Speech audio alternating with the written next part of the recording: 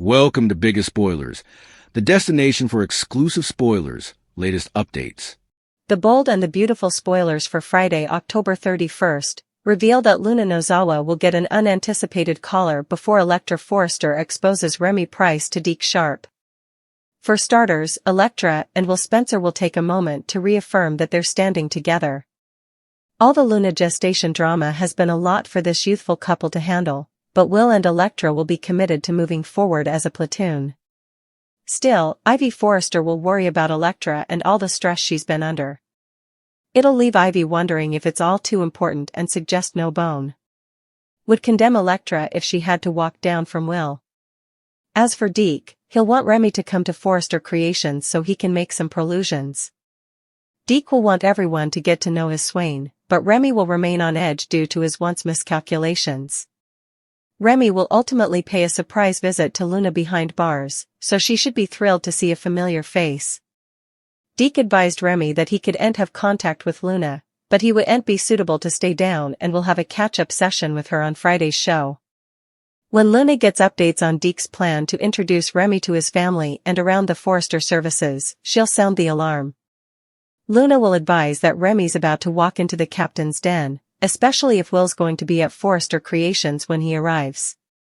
Still, Remy will assure Luna that he isn't spooked of Will and will try to believe that perhaps this whole situation will work out okay in the end. Despite Remy's awful history and all the horror he unleashed on Electra's life, he'll stopgap that perhaps she'll flash back their former fellowship and give him a clean slate. By the end of Friday's occasion, Remy will make an appearance in the Forrester Exchange, where Deke, Electra, Ivy, Hope Logan and Daphne Rose will gather for a Hope for the Unborn meeting. The Bold and the Beautiful spoilers say Remy's appearance will leave Electra outraged, so she'll expose him as her snooper and prepare to give Deke all the horrible news about him. In the intricate, high-stakes world of the Bold and the Beautiful, every relationship exists under a microscope, and every secret carries the potential to detonate with the force of a bomb. The episode for Friday, October 31st, was not one of quiet reflection but of accelerating momentum, where the past rushed to meet the present with devastating consequences. This was a day of baptisms, for young love tested by unimaginable pressure, for a reformed man stepping into the light, and for a hidden predator being thrust into the heart of his former victim's world. It was an episode punctuated by encouraging words of solidarity, the quiet murmur of concerned advice, and the simmering promise of angry threats soon to be unleashed. At the center of it all stood two contrasting couples, Will Spencer and Electra Forrester, clinging to their union amidst a hurricane of drama, and Deke Sharp and Remy Price, a pair whose fledgling happiness is built upon a foundation of terrible, undisclosed lies. The young rock, Will and Electra's pact of solidarity. The narrative opened not with explosive confrontation, but with a moment of tender fortification. The recent turmoil surrounding Luna Nozawa's false pregnancy claim has placed an immense strain on the young couple, Will Spencer and Electra Forrester. For Electra, in particular, the drama has been a cruel ordeal, forcing her to confront the lingering ghost of her ex-boyfriend's infidelity and the public humiliation that followed. In the face of this, the episode took a moment to focus on their resilience. In a quiet corner of the Forrester mansion or perhaps a serene spot on the estate grounds, Will and Electra came together. This was not a scene of passionate, dramatic declarations, but something far more substantive, a quiet reaffirmation of their partnership. They looked at each other, the weight of recent events evident in their eyes, and made a conscious, verbal pact. They acknowledged that the Luna situation had been a lot, a profound understatement for the emotional whiplash they had endured. But instead of allowing it to fracture them, they chose to let it fuse their bond tighter. "We're in this together," would have been the sentiment, a promise to face whatever came next as a unified front. This was their baptism by fire, their love was being tested in the crucible of external chaos, and they were emerging not scorched, but tempered. Their encouraging words to one another served as a shield, a necessary protection before the coming storm they could not yet see. The voice of caution, Ivy Forrester's worried counsel. However, not everyone viewing their relationship was filled with the same confidence. Ivy Forrester, ever the perceptive and caring presence in her younger cousin's life, watched Electra with a growing sense of unease. She saw not just the strength in Electra's eyes, but the faint shadows of exhaustion and stress beneath them. Ivy, having navigated her own share of Forrester family-adjacent turmoil, understood the cumulative toll such drama could take on a person's spirit. Her concern led her to a difficult, but necessary, conversation. Pulling Electra aside, Ivy voiced her fears with a gentle yet firm honesty. "Is all of this too much?" she would have asked, her tone laced with genuine worry. She observed the constant state of crisis that seemed to surround Will, first with Luna's presence and now with the aftermath of her shocking deception. Ivy, acting as a surrogate older sister, gave Electra permission to consider an option that would have seemed unthinkable to the lovesick girl: walking away. "No one would blame you if you had to step back from this," Ivy likely suggested. This was not an attempt to break the couple up, but rather an act of profound love. It was Ivy reminding Electra that her own well-being was paramount. In a family that often prized dramatic loyalty above all else, Ivy's words were a grounding force, a reminder that self-preservation is not selfishness. She was offering Electra an escape hatch, a way out without judgment, should the pressure ever become too great to bear. This quiet moment of concern stood in stark contrast to the unwavering commitment Electra had just expressed to Will, highlighting the delicate tightrope she was walking between her heart's desire and her mental peace.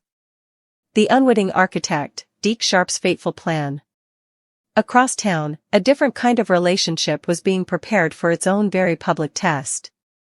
Deke Sharp, buoyed by the happiness and stability he has found with his boyfriend, Remy Price, was eager to integrate the man he loved into the other core part of his life, his professional world at Forrester Creations. For Deke, this was a natural and exciting progression. He wanted his colleagues, his mentors, and his family to see the man who had brought such joy into his life. He wanted to make introductions, to show Remy off, to normalize his presence in the hallowed halls of the fashion house. This desire stemmed from a pure and hopeful place. Deke, who has often felt like an outsider looking in, finally felt he had someone, worth presenting. He invited Remy to come to the office, envisioning a proud moment of integration. However, what Deke saw as a happy milestone, Remy perceived as a walk to the gallows. His reaction to the invitation was not one of shared excitement, but of palpable dread. The past mistakes that Remy carries like a lead weight instantly resurfaced, filling him with anxiety. The Forrester Creations office wasn't just a workplace, it was the epicenter of the very world he had been forcibly removed from, the home turf of a woman he had grievously wronged. Despite Deke's clear warning that he should have no contact with Luna, a condition likely set to avoid stirring up more trouble, Remy's anxiety and perhaps a twisted sense of nostalgia or guilt propelled him to disobey. In a move of spectacularly poor judgment, he paid a surprise visit to Luna Nozawa behind bars. For Luna, isolated and likely feeling abandoned, the sight of a familiar face, even Remy's, would have been a thrilling reprieve. Their catch-up session was a clandestine meeting fraught with subtext, a conversation between two flawed individuals bound by a shared secret that was about to explode into the light. The prison cell prophecy, Luna's desperate warning. It was during this jailhouse visit that the true gravity of the situation came into sharp focus for Luna. When Remy, perhaps seeking reassurance or simply making conversation, revealed Deke's plan to introduce him at Forrester Creations, Luna's reaction was instantaneous and severe. Her eyes would have widened in alarm, her voice dropping to an urgent whisper. She immediately sounded the alarm, painting a vivid and terrifying picture for Remy. "You're about to walk into the lion's den," she would have hissed, her mind racing to the implications. Her primary concern was the presence of Will Spencer. Luna, who knows the depth of Will's protectiveness over his sister and his visceral hatred for the man who hurt her, understood that a chance encounter between Will and Remy could be catastrophic. She saw the upcoming meeting not as an introduction, but as a tactical disaster. In that moment, Luna transformed from a co-conspirator into a frantic prophet, trying to warn Remy of the doom he was blindly courting. But Remy, either through a fool's optimism or a desperate man's need to believe in his own redemption, dismissed her fears. He assured her that he wasn't scared of Will Spencer. This wasn't necessarily bravado, but a flawed calculation. In the secluded, controlled environment of a prison visiting room, facing down one young man might have seemed manageable. He failed to comprehend the social and professional annihilation that was waiting for him. He clung to a fragile, almost pathetic hope that despite the awful history and all the horror he unleashed on Electra's life, she might somehow remember the friendship that predated his descent into obsession. He dared to believe in the possibility of a clean slate, a fantasy that demonstrated just how disconnected he was from the severity of his own actions. The stage is set, convergence in the showroom. As the episode reached its climax, the various narrative threads converged with the precision of a well-written tragedy.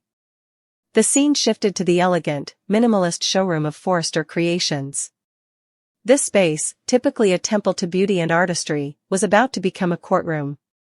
Gathered there was a group central to the hope for the future line, and by extension, to Electra's life: Deke Sharp, eager and proud; Hope Logan, the line's heart and namesake; Daphne Rose, the sharp and observant new designer; Ivy Forrester, the concerned cousin; and at the center of it all, Electra Forrester, finally feeling a sense of normalcy and professional purpose.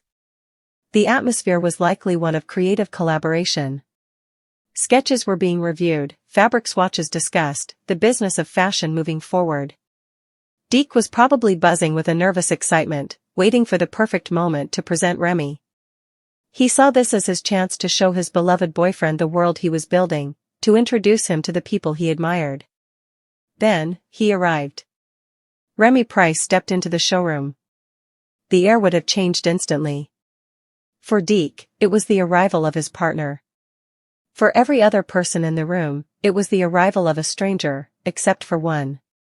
For Electra Forrester, time itself would have seemed to slow, then stop.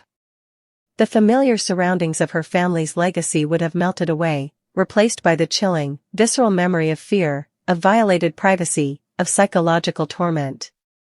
The man who had stalked her, who had twisted a childhood friendship into a terrifying obsession, was standing in her sanctuary, arm in arm with her trusted colleague and friend. The reckoning, Electra's outrage and the impending exposure. The spoilers promise that Remy's arrival will leave Electra outraged. This description is apt, but it likely fails to capture the full spectrum of her reaction. Outrage would be there, white-hot and righteous. But beneath it would be a profound sense of betrayal. A chilling fear, and a disorienting sense of violation all over again. Her safe space had been invaded. Her eyes would have locked with Remy's, and in that silent, electric moment, a whole history of pain passed between them. Deke, blissfully unaware, would have begun a cheerful introduction. Everyone, this is my, but he would have been cut off. Electra's voice, when it came, would not have been a scream, but a cold, sharp blade of sound, slicing through the room's polite atmosphere. What is he doing here? The focus would have immediately shifted from Deke's happy introduction to Electra's palpable horror. The episode undoubtedly ended on this cliffhanger, a masterstroke of tension. Electra, gathering every ounce of her courage and fury, would have begun the process of exposure. She would have pointed a trembling finger at Remy and, in front of her family, her friends, and the man who loved him, prepared to reveal the truth. This man, she would declare, her voice gaining strength with every word, is my stalker. Will and Electra's love was baptized in renewed commitment. Deke's relationship was baptized in the fire of a horrifying truth. And Remy Price, who hoped for a clean slate, was instead baptized in the glaring, unforgiving light of exposure. The encouraging words shared between lovers were now replaced by the angry threats of a past that refused to stay buried. As the screen faded to black, the audience was left with the devastating image of Deke's world shattering, of Electra's trauma being thrust into the open, and of the terrible, painful news that was poised to destroy one relationship forever, all within the beautiful, brutal confines of the Forrester Creations showroom.